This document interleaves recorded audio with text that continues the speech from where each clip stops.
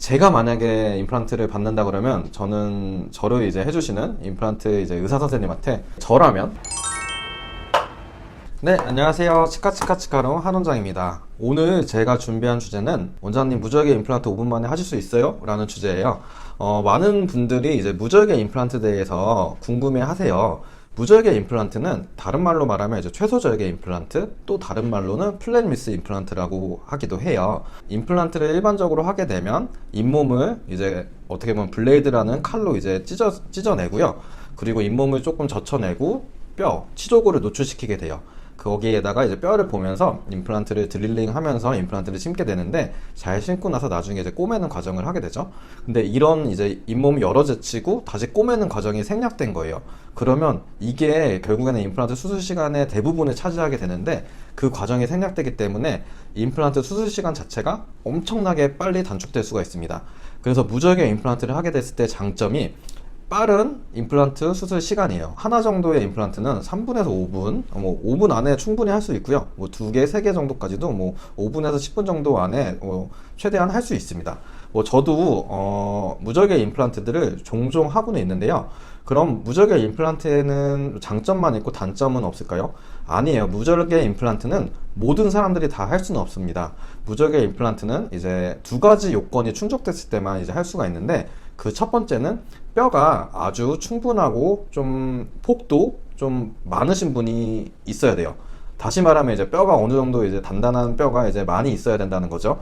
대개는 임플란트 심으시는 분들이 뼈가 부족하세요. 뼈가 이제 높이도 낮고 이제 폭도 이제 좁고 약간 그래가지고 임플란트 하실 때 좀 뼈 이식도 하게 되고 좀 어려워 하시는데, 이 폭도 많고 이제 길이도 높이도 이제 충분한 환자분들이 많지는 않으세요.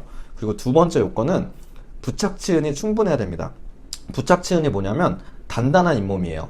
되게 임플란트를 하고 나서 임플란트 보철면까지 올라가게 됐을 때 그 주변 잇몸이 옆에 치아 잇몸처럼 좀 단단한 잇몸이어야 되는데, 이게 염증이 생겨가지고 염증 조직으로 오래되게 되면 이런 단단한 잇몸이 없고 되게 흐물흐물하는 약한 잇몸이 있게 돼요. 그래서 이런 부착치은까지 충분한 환자분이 많지는 않게 됩니다. 그래서 이런 무절개 임플란트가 가능한 케이스가 10명 중에 1명 정도밖에 안 되는 것 같아요. 그래서 대개의 경우에 많은 환자분들한테 공통적으로 다 적용을 할 수는 없어요. 네, 그럼 원장님은 무절개 임플란트를 추천하나요? 무절개 임플란트를 하게 되면 장점들이 많기 때문에 환자의 이제 빠른 회복과 통증이 별로 없는 그런 이제 장점들을 활용하기 위해서 환자한테 권유는 드리지만, 제가 만약에 임플란트를 받는다 그러면 저를 이제 해주시는 임플란트 이제 의사 선생님한테 저는 그냥 절개해주세요 할 것 같아요. 왜냐면 이유는 무절개 임플란트는 블라인드 테크닉이에요. 경험이 엄청 많은 의사 선생님들은 대략적으로 임플란트가 이런 각도로 이 정도 깊이로 들어갔을 때 잘 들어갔겠다라는 이제 그런 감이 있기 때문에 무절개 임플란트를 하더라도 사실은 크게 문제되지가 않습니다. 어느 정도 이제 경험치 숙련도가 있어야 되겠죠. 근데 이런 경험이 부족하거나 아니면 사람이기 때문에 수술하는 과정에는 어떤 오차나 수술 시 발생할 수 있는 여러 문제점이 있을 수가 있어요. 예를 들면 임플란트는 심고 나서 뼈랑 이제 임플란트랑 골유착되는 게 임플란트의 가장 이제 키 포인트예요. 이게 뼈랑 단단하게 붙어야지 임플란트가 성공을 하거든요.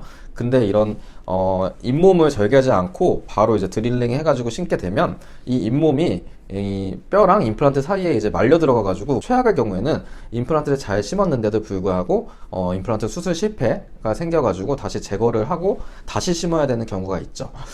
그렇기 때문에 저는 만약에 저라면 아니면 제 가족이라면 그냥 원장님 저 그냥 잇몸 째가지고 꼬매주세요 라고 할 것 같아요. 그게 이제 아무래도 사람이다 보니까 눈으로 보면서 확실하게 어떤 문제점이 없는 것까지 다 확인한 다음에 어떤 실수라도 좀 오차라도 좀 줄이는 거를 좀 권유드려요. 그래서 제가 이제 추천드리는 거는 무절개 임플란트를 통해서 통증을 감소할 수 있고 피도 안 나기 때문에 빠른 회복을 할 수가 있다.